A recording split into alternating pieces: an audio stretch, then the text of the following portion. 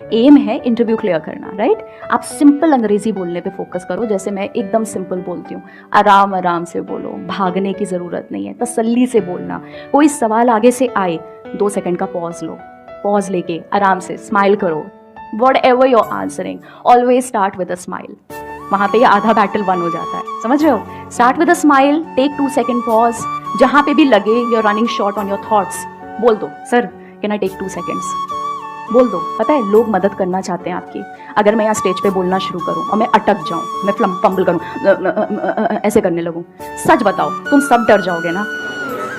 मेरे एक सर थे, उन्होंने मुझे ये बात बताई थी कि ऑडियंस हमेशा चाहती है आप अच्छा परफॉर्म करो, राइट। और जब बंदा जो स्टेज पे है वो कांपता है ना, तो ऑडियंस साथ में कांपती है, वो डरती है कि कहीं ये आगे नहीं बोल पाया तो इस बेचारे का क्या होगा। जो आपका इंटरव्यू लेगा वो भी चाहता है आप सक्सीड करो, ये याद रखना मेरी बात। मैं जो बोल रही हूँ जिसको सुनना अच्छा लग रहा है सुन ले, नहीं सुन। मैं तो कई बार ट्विटर पे लिख देती हूँ लोगों को, भाई नहीं पसंद आ रहा तो अनफॉलो करो मुझे। मैं कहने तो आई नहीं थी कि फॉलो करो ना, मैं फॉलोअर्स के चक्कर में पड़ती हूँ।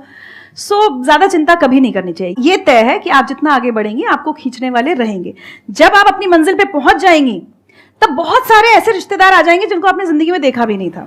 ये कोट ना मुझे बहुत पसंद है, success is relative, more the success more the relatives. और जब तक आप अपनी मंजिल पे पहुंच नहीं जाएंगे वही रिश्तेदार आपकी टांग खींचने भी आएंगे। तो आपको डिसाइड करना है। मैंने तो क्या क्या नहीं सुना, मतलब मैं तो अब यहाँ कहना भी नहीं चाहती मेरे बारे में कितना बुरा बुरा नहीं बोला है, बट वही आप किसको फैमिली मानते हो।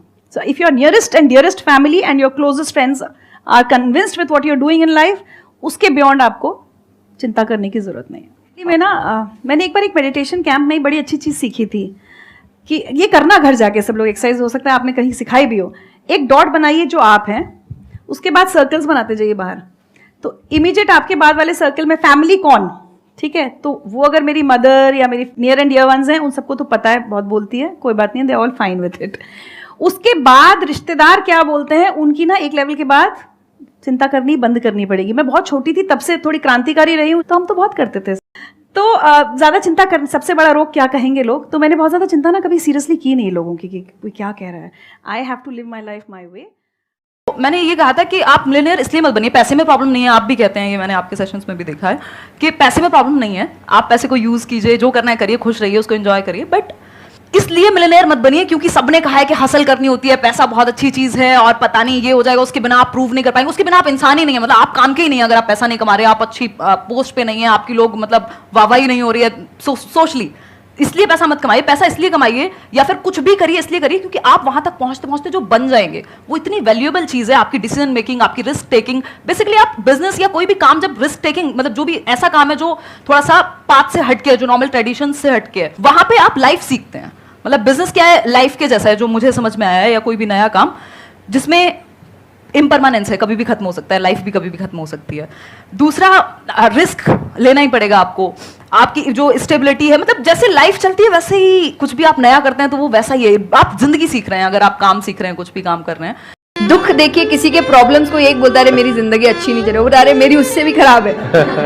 आप किसी से मदद भी कहाँ मांगेंगे कि वो एक दुख सुनाओ वो 4 सुनाता है, तो क्या ही मदद मांगे कि तो मेरे से दुखी है, तुम मेरे से और 500 रुपए रख भाई। ये तो लोग हर वक्त कोई सुनना नहीं चाह रहा, और सुन भी रहे हैं तो इसीलिए कि ताकि बस मैं बोल सकूं, कि ये खत्म करे बस जल्दी से, चुप हो ताकि मैं बोलूं। तो ये बंद करिए। भगवान ने अर्जुन की पहले पूरी बात सुनी थी, एक बार भी बीच में इंटरप्ट नहीं किया, उसकी पूरी बात सुनी। क्यों? तभी वो आंसर ठीक से कर पाएंगे। अगर आप बीच में हर चीज में इंटरप्ट करेंगे, लोगों के ओपिनियंस में इंटरप्ट करेंगे, तो आप उनकी बात को नहीं समझ पाएंगे। जितना सुनेंगे उतना सीखेंगे, क्योंकि बोलोगे तो वही जो आता है, पर सुनोगे तो कई बार ऐसी चीजें पता चलेगी जो नहीं पता, जो नहीं आता है।